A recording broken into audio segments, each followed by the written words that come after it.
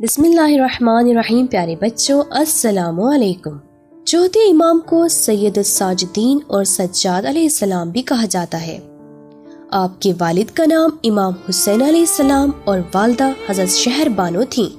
امام زین العابدین علیہ السلام کربلا میں موجود تھے، لیکن بیمار ہونے کی وجہ سے اپنے بابا کی مدد نہیں کر سکے اور دشمنوں نے بھی آپ کو بیمار سمجھ کر چھوڑ دیا۔ امام سجاد علیہ السلام کو 10 محرم کے دن اسیر کر لیا گیا اور آپ کو ہتھکڑی اور بیڑیوں میں جکڑ دیا گیا اور پھر بیویوں اور بچوں کے ساتھ شہروں، بازاروں اور درباروں میں لے جایا گیا۔ امام سجاد علیہ السلام اسیروں کے قافلے کو سب سے پہلے کوفہ میں لایا گیا، جہاں ابن زیاد کا دربار سجا تھا۔ سارے شہر کو خبر کر دی گئی تھی، سب کو ان اسیروں کو دکھانے کے لیے بلایا گیا تھا۔ وہ ایک بہت برا دن تھا، لیکن دشمن کے لیے ایک خوشی اور جشن کا دن تھا۔ ایک عورت دوڑتی ہوئی اسیروں کے قافلے کے پاس پہنچی اور بے چین ہو کر پوچھا، یہ کٹے ہوئے سر کن کے ہیں؟ یہ لوگ کون ہیں؟ کیا یہ مسلمان نہیں ہیں؟ اسیروں کا قافلہ وہیں رک گیا۔ تبھی امام سجاد علیہ السلام نے اشارہ کیا کہ سبھی لوگ چپ ہو جائیں اور ہمت سے کام لیں۔ ہر طرف سناٹا چھا گیا اور امام نے غم میں ڈوبی ہوئی آواز میں فرمایا، اے کوفے کے لوگوں، تمہیں شرم نہیں آتی؟ تم ہمارے شہیدوں پر رو رہے ہو، جبکہ تم ہی نے انہیں شہید کیا ہے۔ اس بار حضرت زینب سلام اللہ علیہا نے امام سجاد علیہ السلام سے اجازت لی اور کھڑی ہوئی اور فرمایا، تم لوگوں کو کبھی خوشی نصیب نہ ہو، ہمیشہ روتے رہو۔ کیا تمہیں معلوم نہیں ہے کہ جسے تم نے شہید کیا ہے یہ کون ہے؟ کیا یہ رسول کا پیارا نہیں ہے؟ کوفے کے لوگ رونے لگے، ابن زیاد کا دل بھی بیٹھنے لگا۔ جناب زینب کی آواز میں اتنی ہیبت تھی، معلوم ہو رہا تھا جیسے مولا علی علیہ السلام بول رہے ہوں۔ ایسی آواز جس نے دشمن کے دل بھی ہلا دیے تھے، ایسا خطبہ جس نے سادہ لوگوں کو غفلت کی نیند سے اٹھا دیا اور ظالم حکومت کو ہلا کر رکھ دیا۔ اس طرح شہر کوفہ کا قصہ ختم ہوا اور اسیروں کا قافلہ شام کے لیے نکل پڑا۔ شام میں ہر طرف خوشی کا ماحول تھا، اسیر آزادی کی امید میں تھے اور لوگ ایک دوسرے کو دیکھ کر مسکرا رہے تھے۔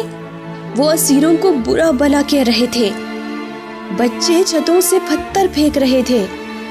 ایسا لگ رہا تھا جیسے وہ رسول خدا صلی اللہ علیہ وآلہ وسلم کے گھر والوں کو پہچان ہی نہیں رہے تھے۔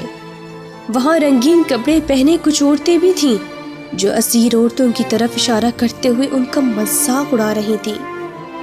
امام سجاد علیہ السلام نے شام میں خطبہ دیا اور فرمایا، تم قرآن کے بارے میں کیا جانتے ہو؟ کیا تم نے خدا کی کتاب کے بارے میں پہلے سے کچھ سنا ہے؟ کیا تم لوگ آیت تطہیر اور آیت مودت کے بارے میں جانتے ہو؟ ایک بوڑھا آدمی بولا، ہم سبھی لوگ مسلمان ہیں اور ہم میں سے بہت سے یہاں قرآن کے قاری بھی ہیں۔ ہم نے آیت تطہیر کے بارے میں سن رکھا ہے اور آیت مودت کے بارے میں بھی ہمیں اچھی طرح معلوم ہے، اس آیت کو ہم بلا نہیں سکتے۔ تب امام نے فرمایا، اے شخص، یہ آیتیں ہمارے بارے میں ہیں، ہم ہی رسول خدا صلی اللہ علیہ وآلہ وسلم کے اہل بیت علیہ السلام ہیں۔ قافلے کو دربار یزید میں لے جانے کی تیاریاں شروع ہو گئیں۔ شام میں کچھ دن رکنے کے بعد امام سجاد علیہ السلام اور باقی اسیروں کو یزید کے دربار میں پیش کیا گیا۔ سارا دربار لوگوں سے بھرا ہوا تھا اور یزید اپنی کرسی پر بیٹھا۔ جو کچھ منہ میں آ رہا تھا حضرت علی علیہ السلام اور ان کی اولاد کے بارے میں بولے جا رہا تھا۔ ایک مرتبہ امام سجاد علیہ السلام آگے بڑھے اور فرمایا، اے یزید، مجھے اجازت دے میں بھی کچھ کہوں۔ پہلے یزید نے اجازت نہیں دی، لیکن جب لوگوں کی طرف سے اصرار بڑھا تو یزید نے امام کو منبر پر جانے کی اجازت دی۔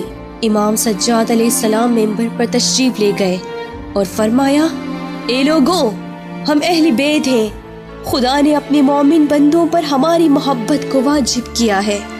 خدا کے رسول صلی اللہ علیہ وآلہ وسلم ہم میں سے ہیں، خدا کے ولی علی ابن ابی طالب ہم میں سے ہیں، حمزہ جنہیں شہیدوں کے سردار کا لقب ملا وہ بھی ہم میں سے ہیں، حسن اور حسین بھی ہم میں سے ہی ہیں، مہدی آخر الزمان ہم میں سے ہیں۔ امام تقریر کر رہے تھے اور دشمن کے سامنے لوگوں کے لیے حقیقت بیان کر رہے تھے کیونکہ لوگوں کو یہ بتایا گیا تھا کہ یہ مسلمان نہیں ہیں بلکہ کچھ باغی ہیں جنہوں نے خلیفہ کی نافرمانی کی ہے۔ دشمن کو کچھ سمجھ میں نہیں آ رہا تھا کہ کیسے امام سجاد علیہ السلام کو خاموش کیا جائے۔ تبھی مؤذن نے اذان شروع کی۔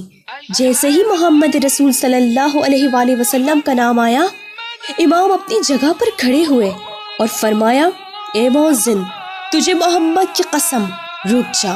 امام نے یزید کی طرف دیکھ کر فرمایا، اے یزید، محمد جو خدا کے رسول ہیں یہ تیرے دادا ہیں یا میرے؟ پھر تم نے حسین کو کیوں شہید کیا؟ کیوں ان کے گھر والوں کو قید کیا؟ یہ جنہیں اسیر کیا ہے یہ کس خاندان کے ہیں؟ کیا یہ رسول خدا صلی اللہ علیہ وآلہ وسلم کے اہل بیت نہیں ہیں؟ لوگ یزید کو برا بھلا کہنے لگے۔ یزید بخلا گیا اور کچھ دن بعد اس نے حکم دیا کہ ان اسیروں کو آزاد کر دیا جائے۔ یہ قافلہ کئی دنوں بعد مدینے پہنچا۔ عورتیں اور بچے روتے ہوئے گلیوں میں نکل آئے۔ پورے شہر میں ایک غم کا ماحول چھا گیا۔ لوگ ایک ایک کر کے امام زین العابدین علیہ السلام کے پاس آتے اور انہیں ان کے بابا کا پرسہ دیتے۔ کربلا کے بعد امام جب تک زندہ رہے روتے رہے۔ امام کا دل غموں سے بھرا ہوا تھا۔